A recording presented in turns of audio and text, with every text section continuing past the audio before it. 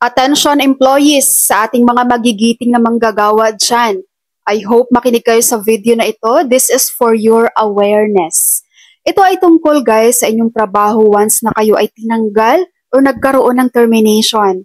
Dapat alam nyo po kung yan by authorized cause, unauthorized cause, dapat ba kayong bayaran, dapat maging knowledgeable po kayo guys as an employee pagdating sa termination process. Dapat alam nyo yung rights nyo as an employee para hindi po kayo mabudol ng company nyo. Pero bago tayo mag-proceed, kung magkano nga ba ang makukuha nyo pag kayo ay tinanggal sa trabaho, meron lang akong i-share sa inyo na very short story. May kakilala kasi akong nagtatrabaho sa construction company as a construction worker for so long, ilang taon na. And then, nagkaroon sila ng tanggalan sa mga workers, construction workers nila. 12 sila na tinanggal. Lahat sila na 12 construction workers hindi binayaran ng company, guys. Take note ha, hindi binayaran. Ang ginawa ng 12 na to na construction worker, nagdole hanggang sa nag-file sila sa NLRC.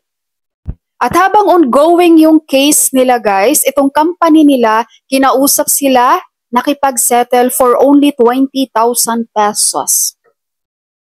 Imagine, 20,000 pesos na bayad sa pagtanggal nila sa'yo, guys. Barya lang yan. Out of those 12 construction workers, 6 sa kanila ang nakipag-settle, guys. Tinanggap ang 20,000 bilang bayad sa pagtanggal sa kanila sa trabaho. Itong 7 naman, hindi nakipag-settle. Hindi pumayag. Tuloy ang kaso. Hanggang sa nanalo sila, alam nyo ba magkano binayad sa kanila ng kanilang company? Mahigit 200,000 pesos each. Imagine doon sa mga nakipag-settle, 200,000 pesos pinagpalit mo sa 20,000? Dapat hindi sila nag-give up, di ba? Hindi naman daily ang hearing, hindi naman weekly ang hearing. Kaya dapat pinagtiisan nila yun, guys. Ang importante, makuha nila ang dapat para sa kanila. Diba? Kaya kudos doon sa lumaban talagang 7 na natitira. At least nakakuha sila ng dapat nararapat talaga para sa kanila. Kahit pa anong posisyon mo, dapat alam mo yung rights mo. Huwag mong isipin yung posisyon mo, guys. Kung inisipin mo rank and file ka lang, nasa pinakamababa ka, no. Isipin mo yung rights mo at pari-pareho lang tayong tao dito. Okay? May mga company kasi katulad niyan, di ba? Yung management na yan, iniisip nila, ay, construction worker lang naman yan. Hindi yan magpa-file ng kaso sa atin. Kung magpa-file man ng kaso yan sa atin, hindi yan tatagal. Makikipag-settle yan sa atin. Kaya okay lang yan, HR. Huwag mong bayaran ang kanilang termination. Hayaan mo sila.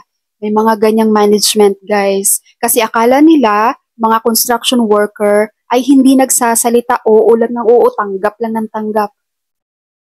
Diba? Ngayon, nasampulan sila, yung 7, alam nila ang pinaglalaban nila. O diba? Mas malaki pa ang nilalabas nilang pera compared sa binayaran dapat nila kung magkano ang separation pay ng mga yun. So, meron tayong 2 klase ng separation pay. Number 1, half-month pay per year of service. So, pasok dito guys kapag ang separation mo dahil sa na-retrench ka, nagkaroon ng retrenchment, closure of business, no, or cessation of operation.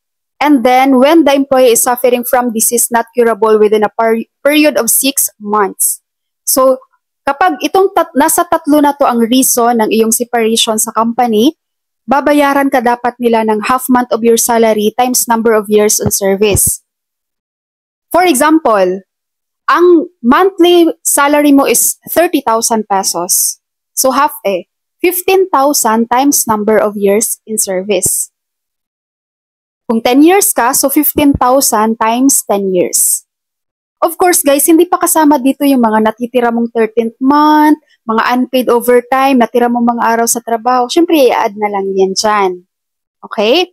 So number 2 naman guys, ang ating pangalawang type of separation, 1 month pay times number of years in service.